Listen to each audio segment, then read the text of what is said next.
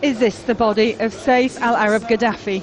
These pictures were shown on Libyan state TV after the opposition suggested his death had been fabricated, an attempt by his father, they believe, to garner sympathy from countries he still deems friendly. The Libyan government had taken journalists to this single-storey house in a residential area of Tripoli that had been reduced to rubble. They were told Colonel Gaddafi and members of his family had been inside when it was hit by a NATO strike. According to a government spokesman, the leader and his wife had apparently escaped unharmed. The house of Mr. Saif al-Arab Muammar al-Gaddafi, known as Uruba to most Libyans, who is the youngest of the leader's children, was attacked tonight with full power. The leader with his wife was there in the house with other friends and relatives. NATO confirmed they had launched airstrikes on Tripoli overnight, but said the target was a command centre, not a residential house.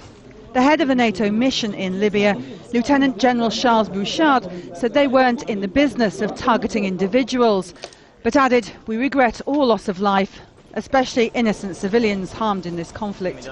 If Colonel Gaddafi hasn't been targeted, he has been very unlucky, apparently narrowly escaping 2 airstrikes in the past 48 hours.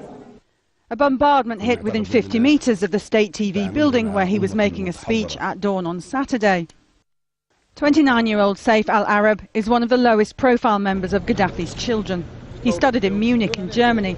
It's reported that he drove a Ferrari and was often seen in nightclubs. Residents in the rebel stronghold of Benghazi took to the streets as news spread across the east of the country. Saif al-Arab has died. After him, Muammar will follow. Step down. We don't want Gaddafi and his sons. We don't want them. Only yesterday, Gaddafi was offering to sit down and negotiate to end the conflict. He called on NATO to stop its air campaign. Libya welcomes the ceasefire and has announced this numerous times and is ready even now.